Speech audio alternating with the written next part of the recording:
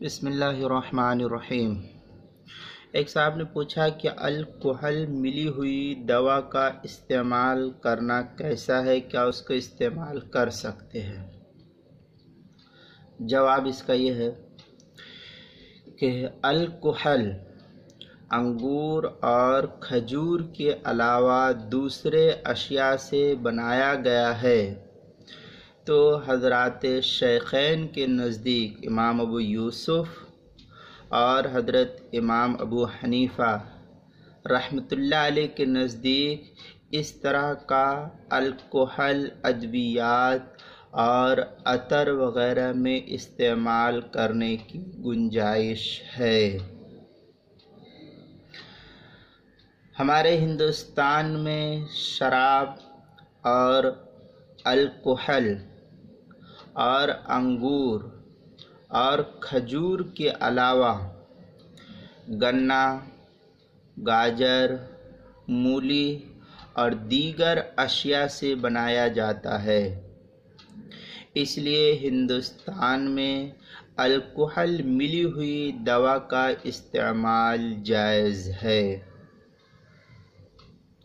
اس مسئلے کو مفتی شبیر صاحب نے مستفاد کیا ہے ایضاح النوادر کی پہلی جلد صفحہ نمبر 126 سے، کفایت المفتی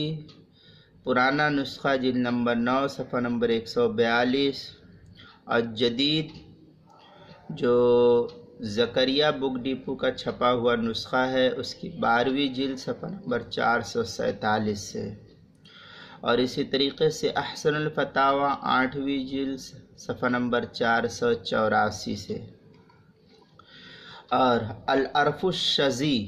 جو علامہ کشمیری رحمۃ اللہ علیہ کی ہے،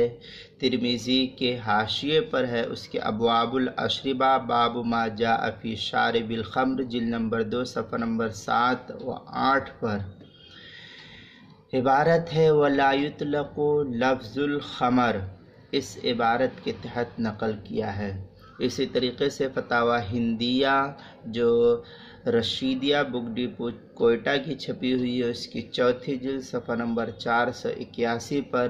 اشرفی بک ڈپو جو دیوبند سے چھپی اس کی 4تھی جلد صفحہ نمبر 497 پر، اسی طریقے سے فتاوی قاسمیہ کے اندر فتاوی قاسمیہ 23ویں جلد صفحہ نمبر 313 اور 314 کے اوپر نقل کیا ہے۔ اسی طریقے سے مفتی رشید صاحب احسن الفتاوی لکھتے ہیں ادویہ و دیگر مصنوعات میں استعمال ہونے والا الکحل انگور یا کھجور سے نہیں بنایا جاتا، اس لیے مذہب شیخین رحمہم اللہ تعالی کے مطابق اس کا استعمال جائز ہے۔ اس مسئلے کو احسن الفتاوی 8ویں جلد کتاب الاشربہ صفحہ نمبر 484 پر نقل کیا ہے۔ لہذا